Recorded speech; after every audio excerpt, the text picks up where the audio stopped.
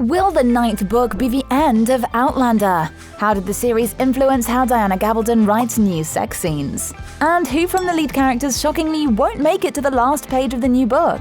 Hello, the biggest Outlander fans! Let's find out all about the latest updates on our beloved books and series. The end of Outlander is coming? Though the TV series is going strong, Gabaldon's books seem to be set to come to a stunning end. The author is driving fans crazy by constantly giving only small hints about the new book, which we're all still waiting for. Diana originally stated that Go Tell the Bees That I Am Gone would be released in 2020. Not long ago, she said that the book would be finished soon. However, it's taken a bit longer than she initially anticipated. As my husband often says, to a writer, finished is a relative term, and it really is, she tweeted. There's finished, we type the end, but then you read it over again and you find things that you want to add or take out and so forth. For now, the 23rd of November of this year has been announced as the Go Tell the Bees That I Am Gone release date. Meanwhile, fans are trying to build their own theories around the new book based on the small hints the authors revealed. First of all, Diana summarized the entire book with one word: responsibility.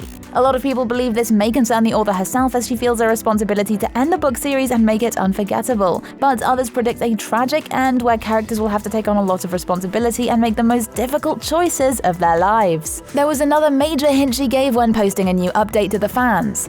I'm very close to finishing writing it. As to what it is, it's a really interesting book, especially now that I'm in the final phases and I know everything that's left. I can't say that there's no tragedy in it, Gabaldon revealed. So, tragedy it is. Any ideas who's not surviving Go Tell the Bees? We've got a couple of insights on this one, but we'll talk about it a bit later.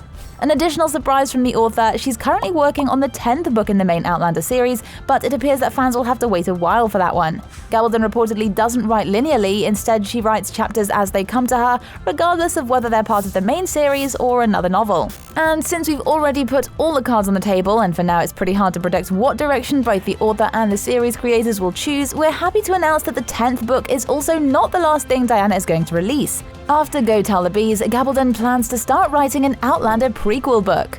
According to ClaireandJamie.com, the prequel will focus on Jamie's parents, Brian and Ellen Fraser. So a lot is yet to come, and even though it takes her a long time to actually release new books, it's pretty understandable since Diana felt she had to choose an absolutely new approach to writing after watching season 5. The secret behind writing the intimate scenes. Gabaldon admits that she does occasionally have issues with how her novels are adapted for the screen, but there was one scene in particular that made Diana doubt her own writing. Remember Claire and Jamie's passion in the hay?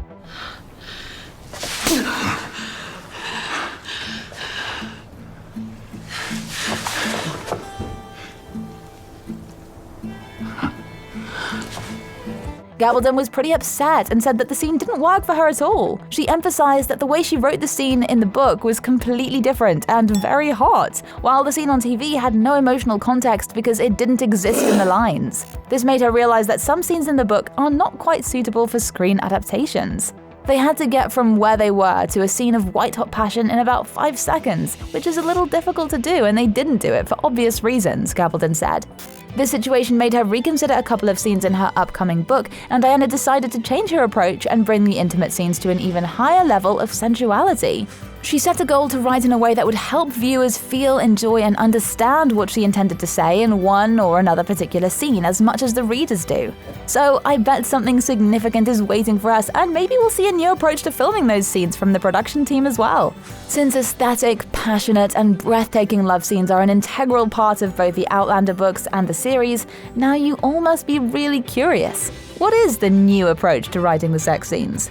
Diana gave a bit of insight into how she created that magic in her following books, which honestly doesn't sound that romantic. She stated, "I'm a scientist, and that's animal behavior. I look at the way organisms act.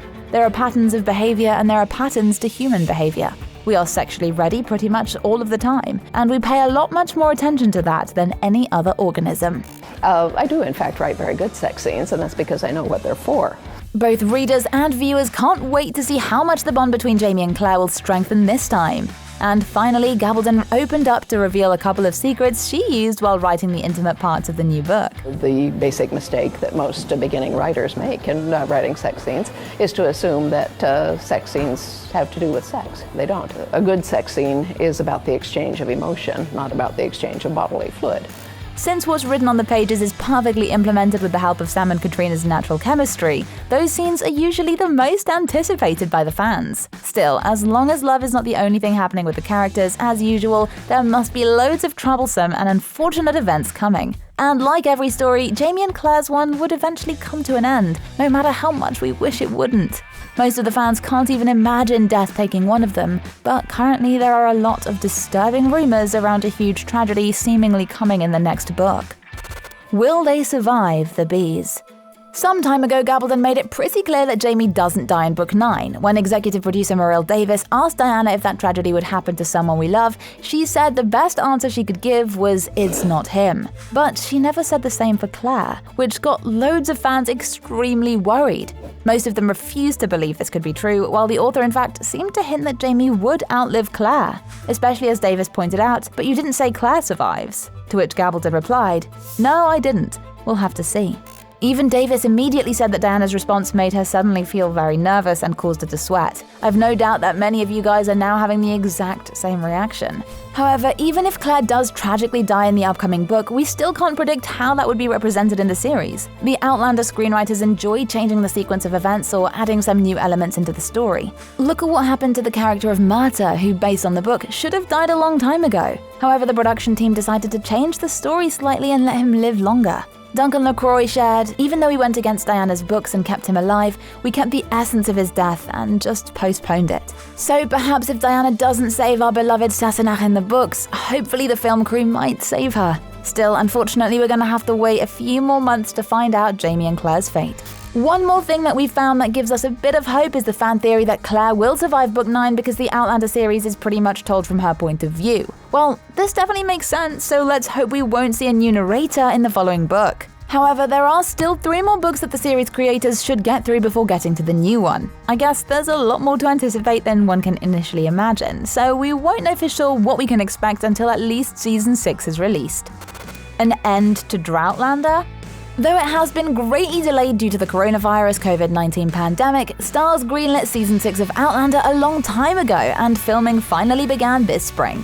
No matter how many theories we build around the new book, it'll still have to pick up from where the books lead in the following seasons. Since Season 6 of Outlander was delayed by 6 months, the release date is most likely to be in late 2021 at the earliest, or even 2022. Executive producer Maureen Davis unfortunately said, "This Droughtlander will continue for a wee bit longer than usual given everything going on."